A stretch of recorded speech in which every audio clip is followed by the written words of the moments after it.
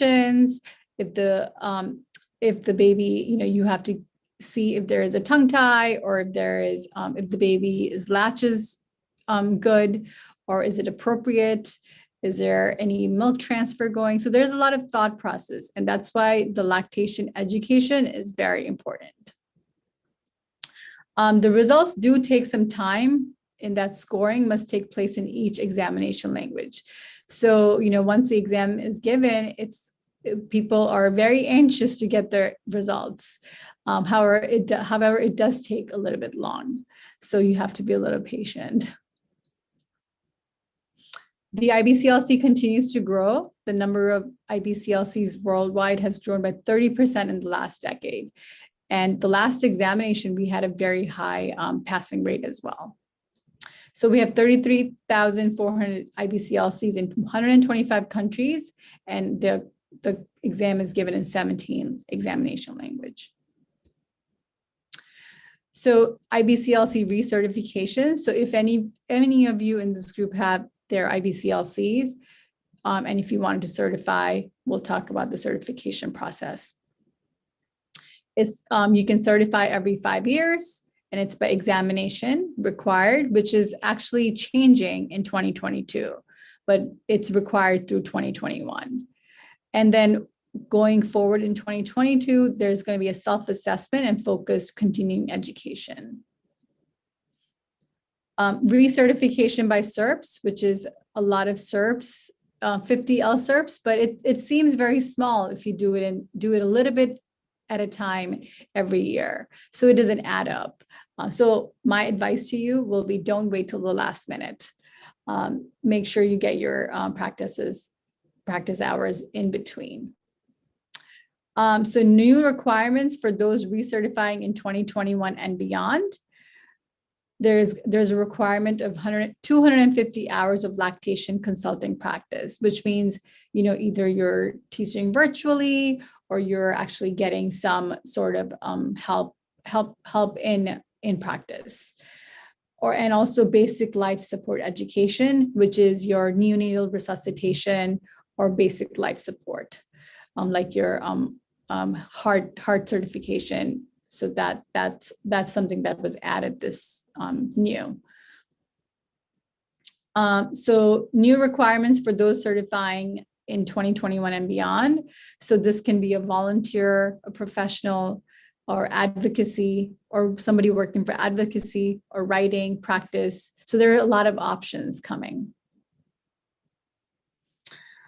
So everyone must meet this requirement, whether recertifying by examination or by SERPs. And we are very flexible in earning these hours. You have 5 years, you have a lot of support, even if, because of the pandemic, we've made some eligibility requirements. We understand everybody is going through a very tough time all across the world. Okay. Basic life support, I just want to go into it. It's cardiopulmonary resuscitation. So sometimes if you have not heard about this, it can be difficult. So it's really cardiopulmonary resuscitation. It's something I'm sure all medical students have to be competized in. Neonatal resuscitation program. So if you work with babies, this is something that you're required to have. So also you can learn more about the certification process in this recertification guide and the IBCLC recertification section of the IBCLC website. I also want to talk about the monetary investment for lactation consultant certification.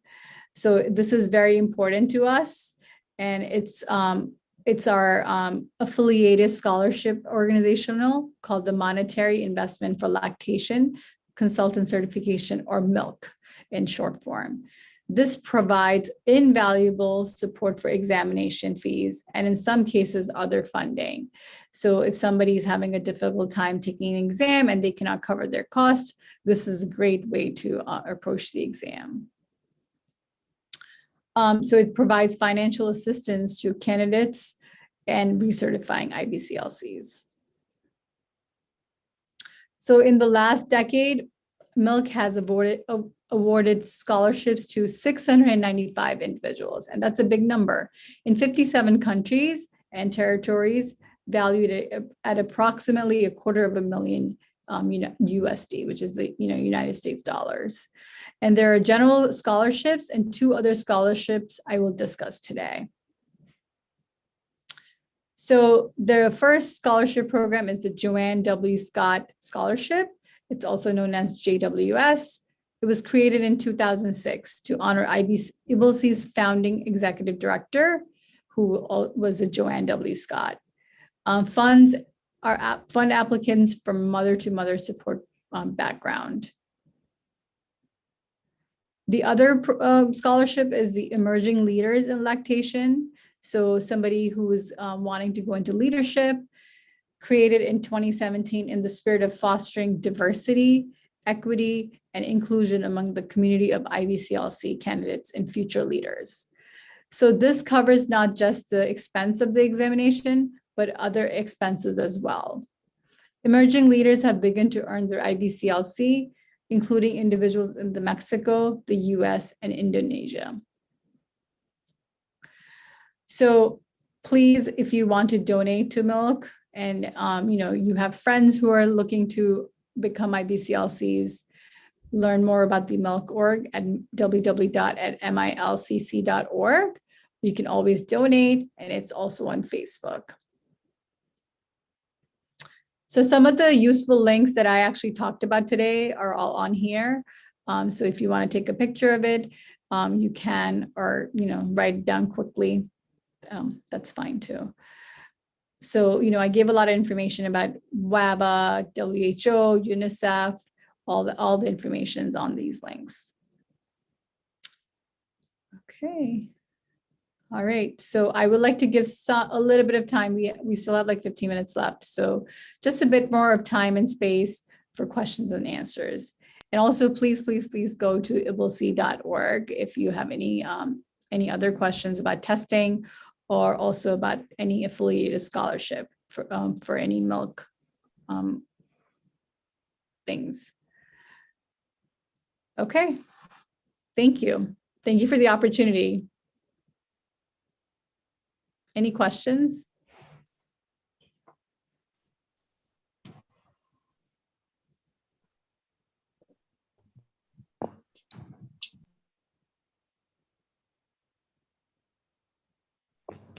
Are you all, is everybody a medical student? Thank you very much, ma'am. That was very beautiful.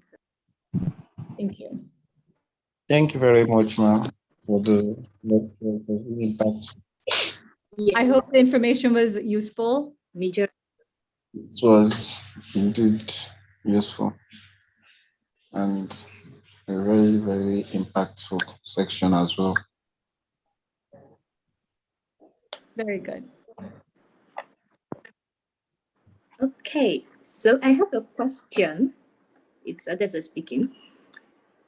Yes. So a while ago, thank you. So a while ago, I was going through the IBCLE website, and I saw something about membership options for students. Mm-hmm. Could you clarify about that, please? So iblc it's not, we don't have any membership. It's about, there is a thing called USLCA.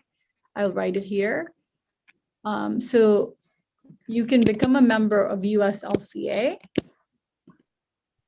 Sorry, hold on 1 second. I shared it with you directly. So iblc has no membership. It's a certification membership.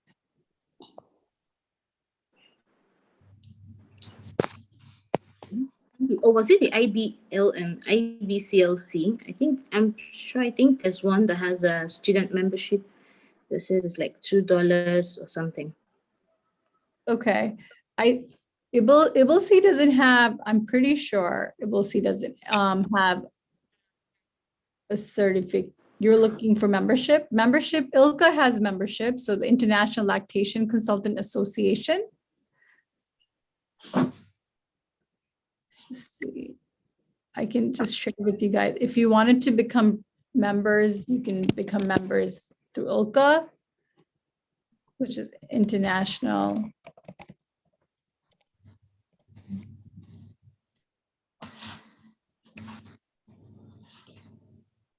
consultant.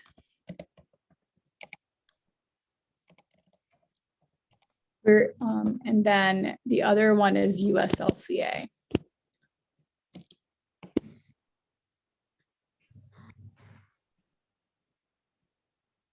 Any other questions?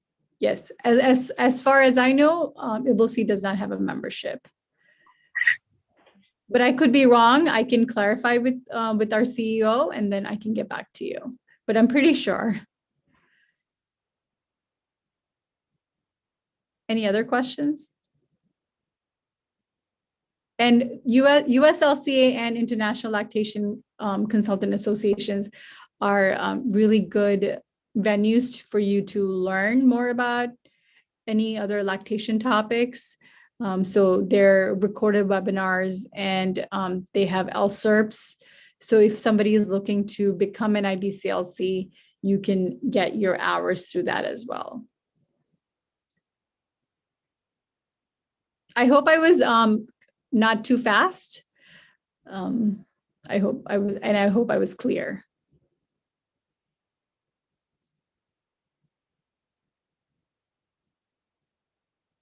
Any other questions?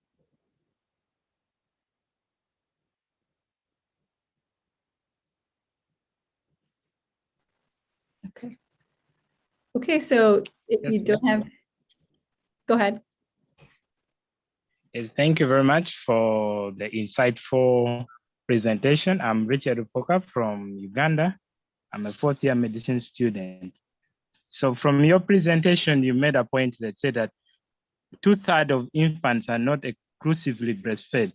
So I don't know, what could you maybe have researched and found out why almost 2/3 of the infants are not exclusively breastfed? Then also another question I do have is that now concerning like maybe in most of the low resource settings where we don't have maybe adequate clinicians, when should we begin to really teach our clients, maybe the pregnant mothers, on how to breastfeed their children exclusively for the first 6 months, and we have this time so that by the time they give birth, because we know most of the time they spend very little time postpartum in the hospital. Exactly. That's actually a great point. So we should always encourage the mothers to start, talk about breastfeeding prenatally. So, they go to their prenatal appointments, they have 9 months. So start talking about it, before they have the baby, how important it is, because the mom has colostrum when the mom is 20 weeks pregnant. So, so talk about, a lot of moms get discouraged when they are postpartum and they don't see the milk, right? So everybody has this option or thinking that, oh, my milk is going to come in right away. And I always tell my patients, your milk only comes in the second or the third day. And I always tell them that breastfeeding is supply and demand. So you have to put the baby on for your body to understand, hey, my baby is here and I'm going to, and my baby needs the breast milk. It's very important to tell parents that, or moms, that you're going to have colostrum in the beginning, and that colostrum becomes milk in 2 to 3 days. So that's very important. And I feel like a lot of mothers, whether it's through, generational education, everybody wants to think that the baby has to eat a lot in the first 24 hours. So that's very important, and very, very, very important. The key is that we teach our moms prenatally. As you said, postpartum, yes, they're not in the hospital for very, very long time. And also there's not a lot of time to educate these moms in the postpartum periods, because they're overloaded with so much information in the postpartum period. So the more education they have before they come to the hospital, the better off they are. I hope I answered your question. Hi, hello. Good evening. Yes. I have a question. Yes. So on concerning HIV mothers, they're not supposed to breastfeed their kids, their children. And in some cases, some studies shows that in some developing countries that it's better to breastfeed the kids for 4 to 6 months because of the associated infections and diseases that occurs with not breastfeeding. So I want to ask, why 4 to 6 months? Is it that there is no form of transmission of the HIV to the babies in that 4 to 6 months? So it's because of if they have been on the antiretrovirals for a very long time, I think they say that it's safe to breastfeed. So it says that if you do not have access to formula and clean boiled water all the time, you may be advised to breastfeed while both you and your baby are taking antiretroviral treatment. So it's if you do breastfeed, you must always take your treatment and exclusively breastfeed for at least 6 months. All right, thank you very much. You're welcome. Somebody asked a question about scholarship. Yes, the scholarships are available to anyone who's interested.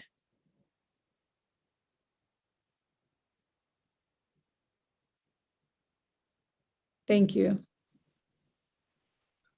Thank you. Hello. Hello, Maraka. How are you? I'm okay. My name is Maraka from Mbara University, Uganda. I would like to supplement on the previous question that why breastfeed for 6 months? I've read some literature that in these 6 months, we expect the mother to breastfeed exclusively without giving supplementary feeds. But if you introduce other feeds, it increases the risk of transmission. But the 6 month is expected exclusive breastfeeding, and there is reduced transmission if it is exclusive breastfeeding. Yes, if they're on antiretrovirals, yes. So, and I think the reason why they choose 4 to 6 months is because after 6 months, you can start introducing solid foods, right? So I think that's probably what the thought process is.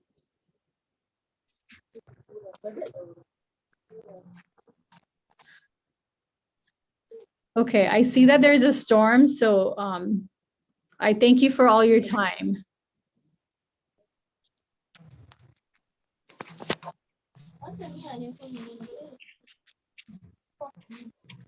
Well, thank you for all your invite. Yes, go ahead. Do you have a question?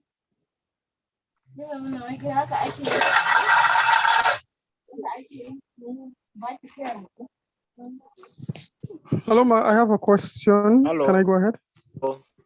Yes, please.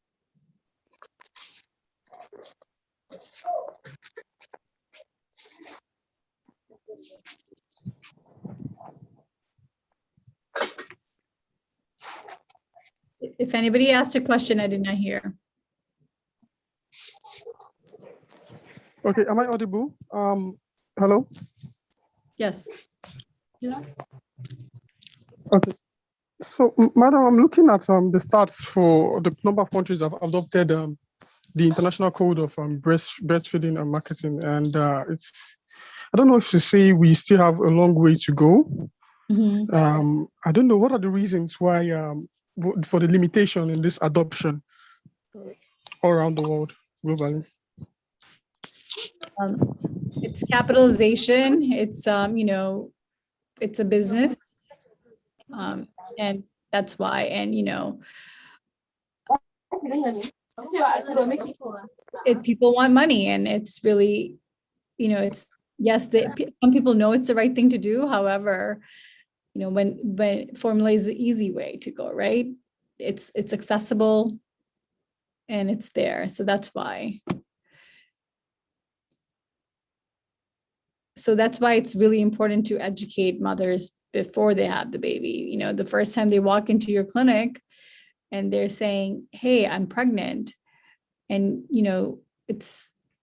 we shouldn't pose the question, hey, are you breastfeeding or formula feeding? We should educate them why breastfeeding is important for their child. That's the way we should educate. And I'm not saying that formula is like, I'm not anti-formula at all, but, it's saying that, here's what's best for your baby. And if it doesn't work out, if you have an issue, then you should go, go the other route. But please try this first. This should be your first option.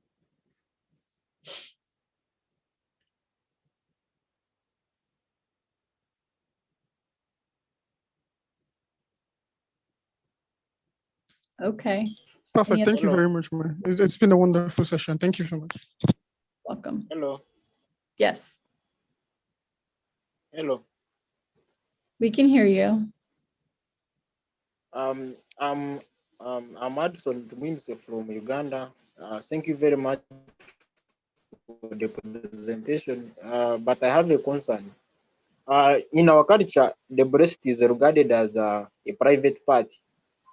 So how can we advise mothers, especially those at workplaces, which are dominated by men, to safely breastfeed their children without interference? Okay, I want to make sure I understand the question. So how can we safely breastfeed? Oh, it's like, you mean like it's a private part, so they don't want to be showcased? Are you saying it that way? I'm sorry, I just want to understand it properly. I was saying that in our culture, the breast is regarded as a private part. So some women feel shy, to pull out the breast and breastfeed the child, especially when they are in public, like at workplace. So I think, how can we encourage them to breastfeed their?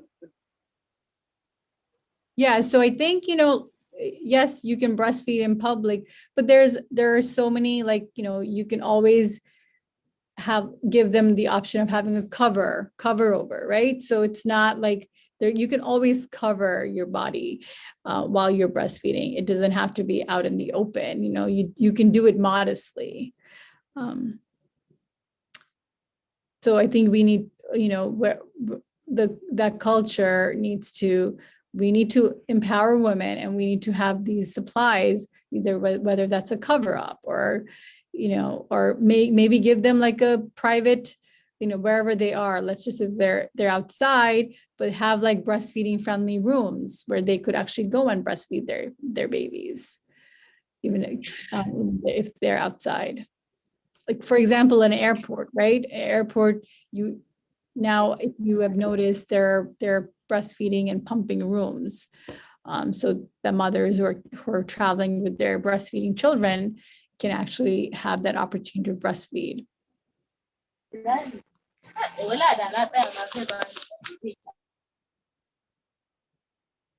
I hope I answered your question.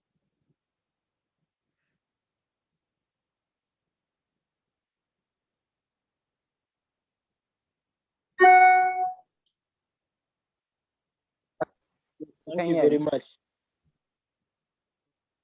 You're welcome. Thank you for having me. I think I have 2 more minutes.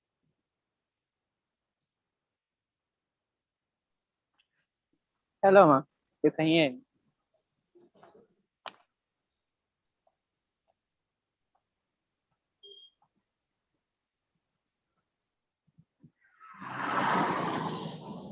Well, thank you all for having me. Have a good evening. It was a pleasure. Thank you. We really enjoyed the presentation. Thank you very much. Take care, guys. Thank you. Thank you for having me. Thank you for the invitation. It was a pleasure. Thank you, ma, for honoring our invitation. Care. Thank you. Thank you very much, Ma. So on behalf of everybody, Okay, everyone, Thank you. and those who are streaming live from YouTube, really want to say thank you very much for being here. It's been a very insightful session. And we just can't say thank you enough, sincerely. Thank you very much. Thank you, Adaeze, for finding me. I don't know how you found me, but you did. Thank you. Thank you very much for the meeting. Yeah, I really enjoyed it. Thank you very much, ma'am. And do have a lovely evening.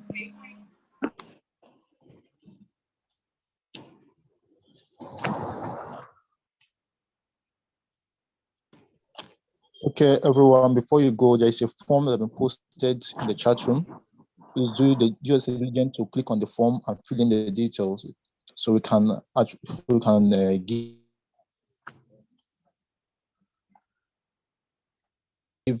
way to give you your the chat room.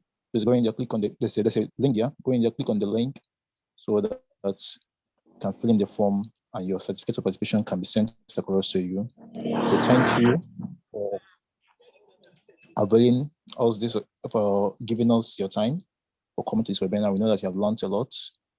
Thank you. We from SCOPA appreciate your presence, your attendance to this webinar. Thank you. Please go to the chat room, click on the link and fill in your details so that we can send across to you your participation.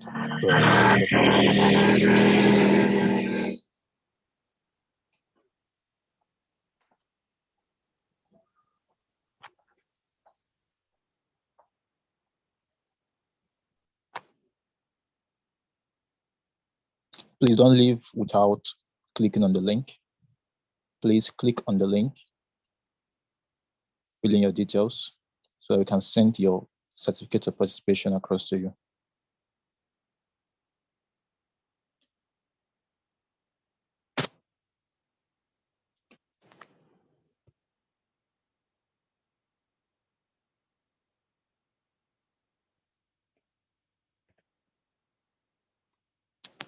I've posted the link. If you haven't seen the link, this is the link, the last message here. Please click on it. Click on the link so that your certificate of participation will be sent across to you. Thank you very much for attending this webinar. We are so grateful for your presence.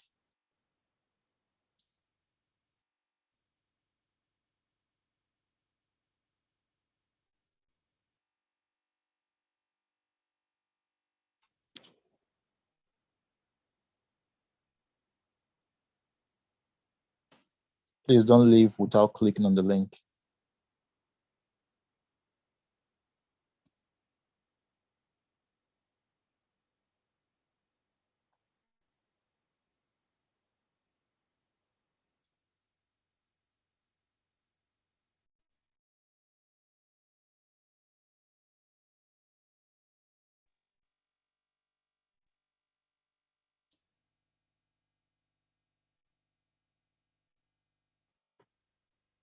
I will say it once more. Before you leave, click on the link, fill in your details so that we can send your certificate of participation across to you.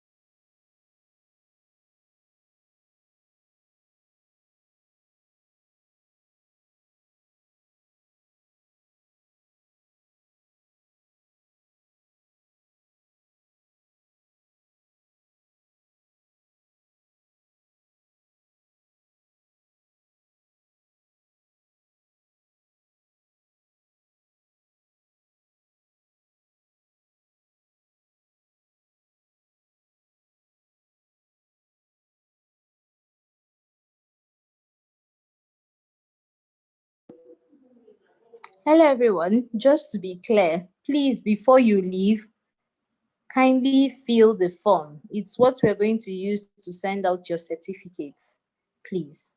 And to be sure you really attended and you stayed to the end, please.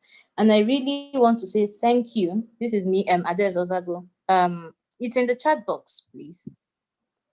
This is me, Adaeze Ozoagu, SCOPA chair, and I really want to say thank you, a huge thank you to everyone who attended. It blows our mind that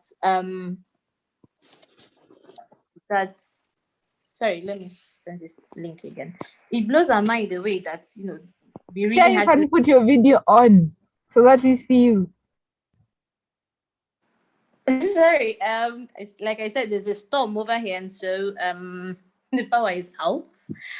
Oh, and no. on already. Okay. Okay. So who wants to say hello?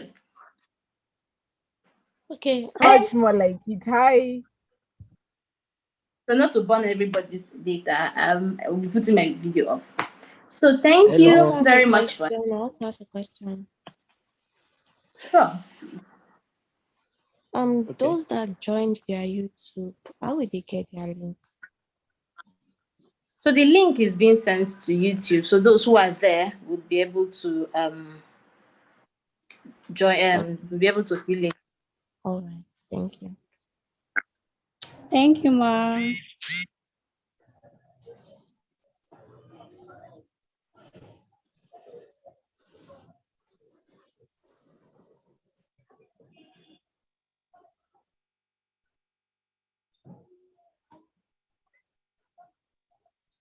The meeting is actually over. So if you feel the link, I think you can go so we don't burn your airtime, your data, sorry.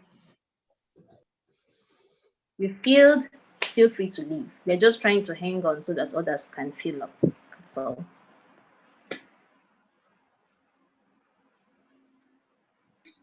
And thank you, Adaeze, for moderating today. Really appreciate that.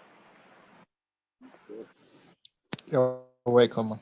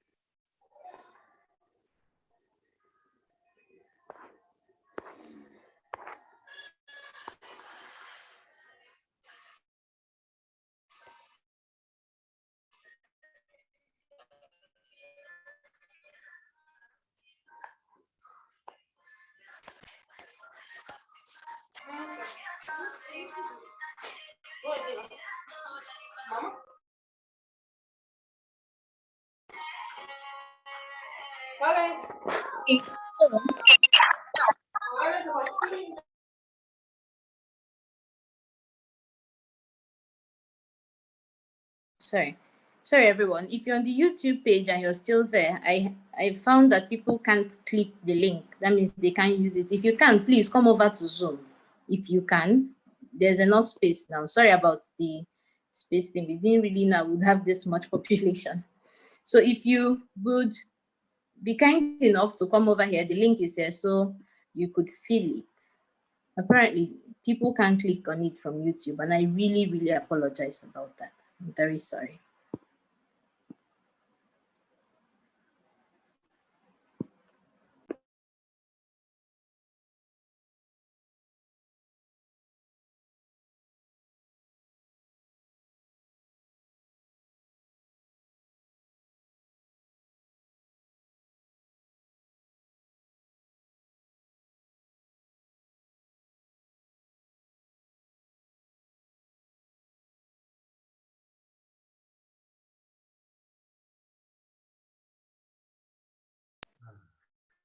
Thank you guys for your attendance. Very nice. I really enjoyed it. Thanks for everything. It was my first time, but really it was amazing. I've learned many things from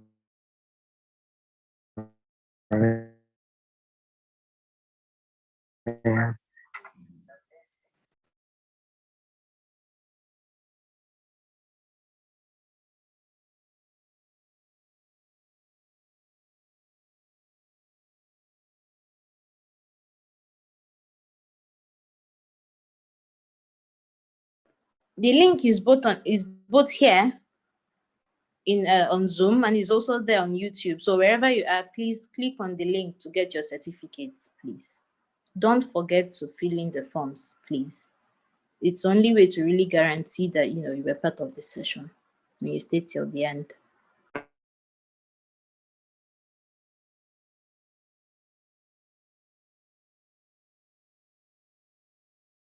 If you feel you can go, the meeting has ended, so you don't finish your data.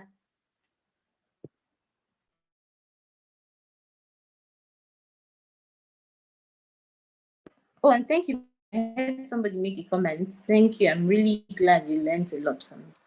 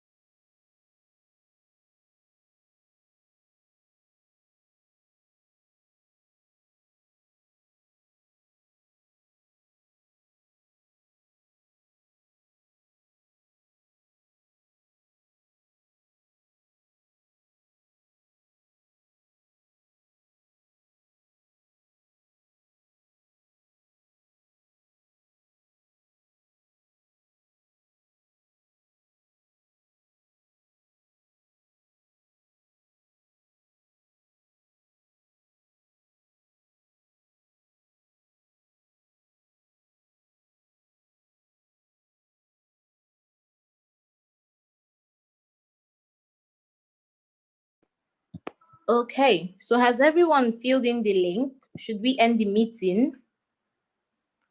Oh, thank you very much, Arisisa. Thank you. Thank you very much. You have not finished. Okay. If you've clicked on the link and you're done, you can,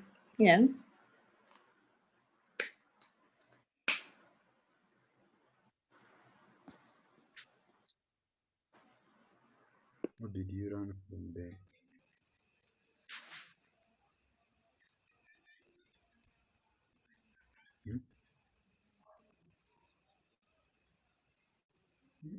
That breastfeeding is the key. The key. I'm hearing it. That's why I need to submit before they shut down.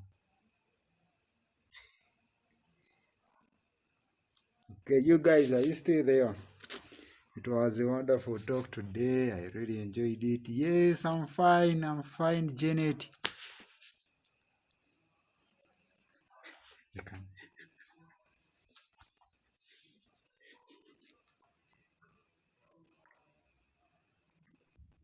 Thank you, Andrew, for the comments. We are happy that you gained a lot from it. Thank you.